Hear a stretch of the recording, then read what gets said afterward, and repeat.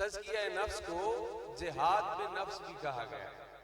جہاد میں نفس، اپنے نفس کی خواہشوں کے خلاف اس سے لڑنا. جو اہل اللہ ہوتے ہیں وہ نفس کی مخالفت کرتے ہیں، کبھی نفس کی بات نہیں مانتے، اور جو اہل اللہ نہیں ہیں وہ ہمیشہ نفس کی پیروی کرتے ہیں اور اپنے نفس کی خواہش کے پیچھے پیچھے چلتے ہیں، اس کے پیچھے چلتے ہیں.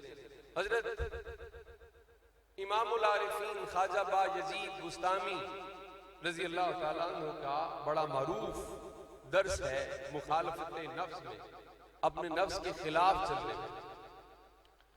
کئی سارے واقعات ہیں، میں ایک بطور سبق عرض کر رہا ہوں تاکہ ہمیں اس سے عبرت اور نصیحت حاصل ہو سکے. آپ کا معمول مبارک تھا کہ ہر روز تازہ غسل سے نماز تہجد ادا فرماتے تھے. ایک شب سخت سردی تھی، اٹھے اور نفس نے کہا کہ با یزید ہر روز غسل سے تہجد پڑھتے ہیں، آج سردی ہے، رہنے آج بس وضو سے پڑھ لو. اب چونکہ نفس اندر سے بول رہا تھا، نفس کہہ رہا تھا، اس لیے حضرت امام العارفین خواجہ با یزید بستامی نے فرمایا کہ چونکہ یہ تیری خواہش ہے اور میرا مقصد تیری مخالفت کرنا ہے، اس لیے کہ تو مجھے اپنے رب کی مخالفت پہ اکساتا ہے.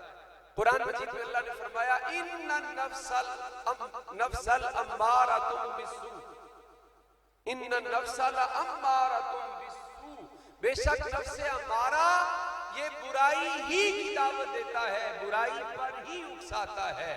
تو اس شب آپ نے نفس کی مخالفت میں کیا کیا؟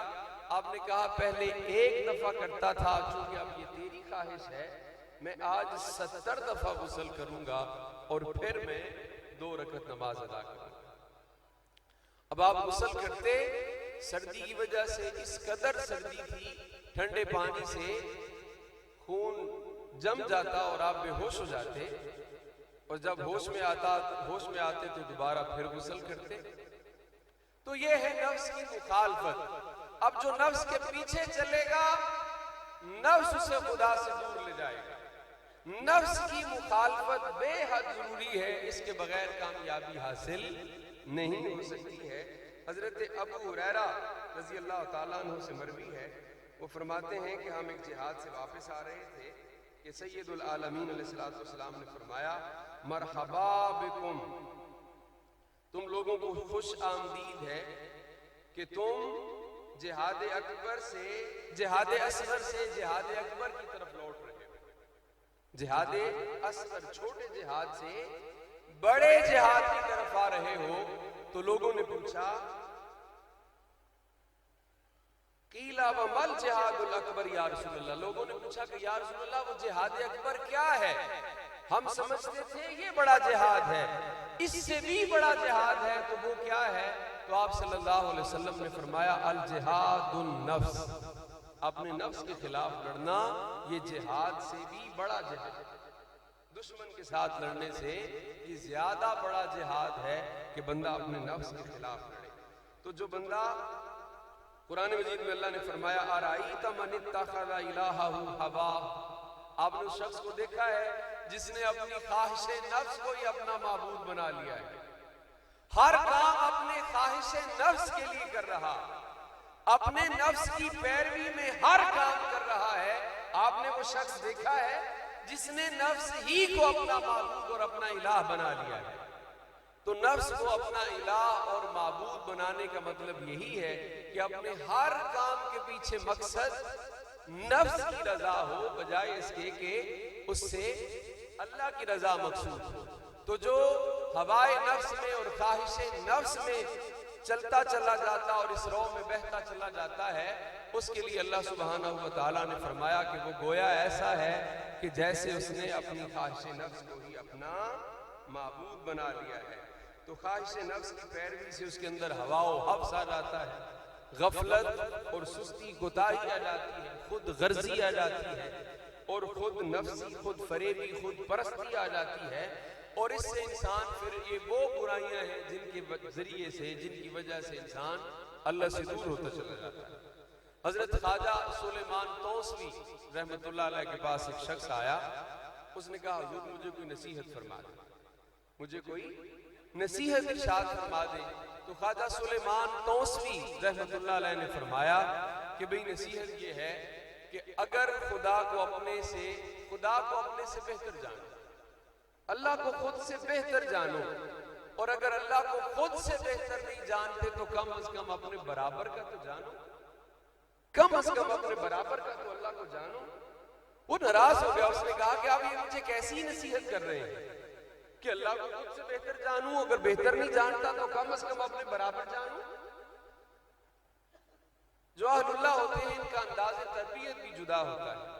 آپ نے اسے کہا کہ آپ ابھی جائیں اپنے حجرے میں آرام کریں، سفر سے آئے ہیں، تھکے ہوئے ہیں، آپ کو بعد میں آپ کے سوال کا جواب دیں گے۔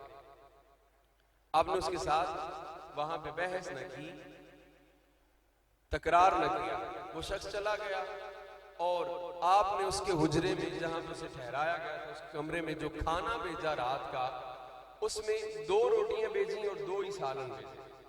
روٹیوں میں ایک روٹی صبح سے بنی ہوئی باسی روٹی تھی اور ایک تازہ تھی، اور ایک سالن صبح سے بنا ہوا تھا جو صبح کے لنگر کا باسی تھا، اور دوسرا جو تازہ شام کے رات کے لنگر میں بنا تھا وہ آپ نے اس کے پاس بھجوا دیا۔ اب وہ کھانا دسترخوان اس کے کمرے میں لگایا گیا، خدام دے کر آ گئے۔ ابھی اس نے شروع کیا تھا کہ باہر ایک سائل آیا، اس نے کہا بھی میں خدا کے نام پہ طلب کر رہا ہوں، بھوکا ہوں، مجھے کھانا دے، بھوکا ہوں، خدا کے نام پہ سوال کرتا ہوں، اللہ کی خاطر، اللہ کے لیے مجھے کھانا کھلا دے۔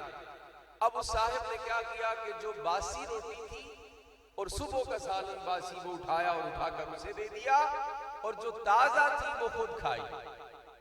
جب صبح ہوئی تو حضرت خواجہ سلیمان توسوی کی بارگاہ میں وہ حاضر ہوا فجر کے بعد، تو آپ نے فرمایا میں نے کہا تھا کہ میری نصیحت میں عمل کرنا کہ اللہ کو اگر خود سے بہتر نہیں جانتے تو کم از کم اپنے برابر کا تو جاننا۔ اس نے کہا ایسا نہیں ہے، اللہ کو بہتر ہی جانا جاتا ہے۔ آپ نے فرمایا ایسا نہیں ہے، افسوس یہ المیہ ہے، ہمارا مزاج ایسا ہے کہ ہم اللہ کو اپنے سے بہتر نہیں جانتے، اپنے برابر بھی نہیں جانتے۔